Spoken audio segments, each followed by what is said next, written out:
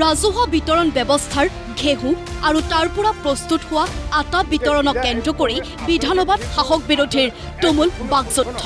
আপোনালোকে ৰাইজৰ মতামত ল'ব লাগিব। সদন কমিটি লাগে স্যাৰ, সদন কমিটি হ'ব অনাৰেবল মিনিষ্টাৰ সদন কমিটি লাগে স্যাৰ, সদন কমিটি অনাৰেবল হুলস্থুল লাগে আপোনালোকক একো নালাগে হুলস্থুল কৰিব লাগে। কেন্দ্ৰীয় চৰকাৰে অসমক প্ৰতিমাহে ৫,৫১৬ মেট্ৰিক টন ঘেঁহু আবণ্টন দি আছে যদিও বহু জিলাত গ্ৰাহকে আটা নোপোৱাৰ অভিযোগ উঠিছে। ৰাজহুৱা বিতৰণ ব্যৱস্থাৰ আটা কলা বজাৰত বিক্ৰী হোৱাৰ অভিযোগ তুলি CBI তদন্ত বিচাৰিলে কংগ্ৰেছ বিধায়ক আবুল কালাম ৰছিদ আলমে। অসমত কলা বজাৰত বিক্ৰী হৈ আছে, তাৰ কাৰণে ইনকুৱাৰী কথাটো কওক আৰু নহলে CBI আৰু কুৱেশ্যন আছে। এই লৈ সদন কমিটি গঠনৰো দাবী জনালে বিৰোধীয়ে। আজি দীৰ্ঘ বছৰ ধৰি এই ঘেঁহু আত্মসাৎ কৰা হৈছে। মোৰ দাবী হৈছে যে এই সংকল্পত তদন্ত কৰাৰ কাৰণে এখন সদন কমিটি পাতি দিব নেকি? সদন কমিটি পাতি দিয়ক, তদন্ত হওক, পানী দুধ কা দুধ হৈ যাব কোনে লক্ষ কোটি টকা মাৰি আছে। কিন্তু সদন কমিটি গঠনৰ বিৰোধিতা শাসকীয় পক্ষৰ। খাদ্য আৰু ৰাজহুৱা বিতৰণ বিভাগৰ মন্ত্ৰী ৰঞ্জিত দাসে বিধানসভাক অৱগত কৰা মতে বহু জিলাই ৰাজহুৱা বিতৰণ ব্যৱস্থাৰ আটা নালাগে বুলি কোৱা কাৰণেহে চৰকাৰে আবণ্টন দিয়া নাই। বিচাৰিলে আটা পাব বুলিও কয় মন্ত্ৰী ৰঞ্জিত দাসে।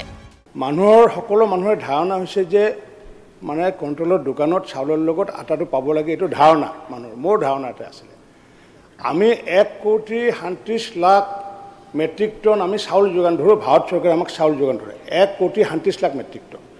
তাৰে বিপৰীতে ঘেঁহু যোগান ধৰে 5,516 মেট্ৰিক টন ঘেঁহু যোগান ধৰে। ক'ত আপোনাৰ 1,37,00,000 মেট্ৰিক টন আৰু ক'ত হৈছে 5,000 মেট্ৰিক টন। আমি যদি সকলো বিধায়কে যদি আয়ুক্তসকলক কওঁ যে আমাক আটা লাগে, তেতিয়াহ'লে আমি চাউলৰ পৰিমাণ কমাই পেলাই আমি আটা দি দিব পাৰিম।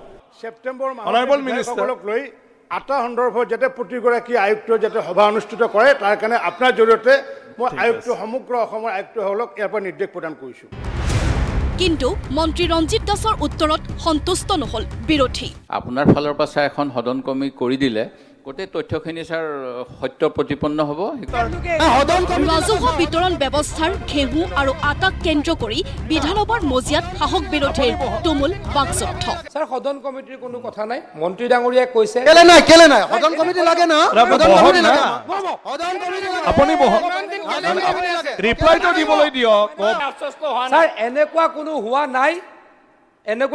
নাই আৰু যদি ক'ৰবাত সৰু সুৰা অসুবিধা আছে মন্ত্ৰী ডাঙৰীয়াই উত্তৰ দিছে। এনে সময়তেই সংসদীয় পৰিক্ৰমা মন্ত্ৰী পীযুষ হাজৰিকাৰ তাৎপৰ্যপূৰ্ণ মন্তব্য। বিধানসভাৰ বাহিৰত এটা আৰু ভিতৰত আন এটা ৰূপ কিয় বিৰোধীৰ? ভিতৰত এটা বাহিৰত এটা চলি থাকে বিধানসভাত। মই ডিটেইলছত নাযাওঁ, কিন্তু ছাৰ বিধানসভাৰ ভিতৰত এটা বাহিৰত এটা চলি থাকে।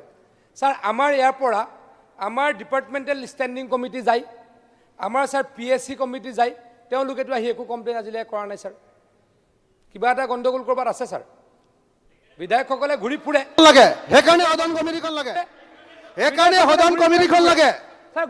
সেইটো on the basis of complain যায় ছাৰ, যিকোনো তথ্য চাব নোৱাৰে ছাৰ। কিবা অভিযোগ থাকিলে সেই অভিযোগৰ ভিত্তিত যায়। তেনেকৈ ছাৰ PSC কমিটি বা অন্য কমিটিৰ ওপৰত ছাৰ এটা সন্দেহ অনাটো উচিত নহয় ছাৰ। এইটো মন্ত্ৰী মহোদয়ক এনেকুৱা কথা ক'লে ছাৰ অসুবিধা হ'ব, কাৰণ ছাৰ যিকোনো অভিযোগ থাকিলে। ব্যুৰো ৰিপৰ্ট, প্ৰতিদিন টাইম। সদন কমিটি লাগে স্যাৰ, সদন কমিটি।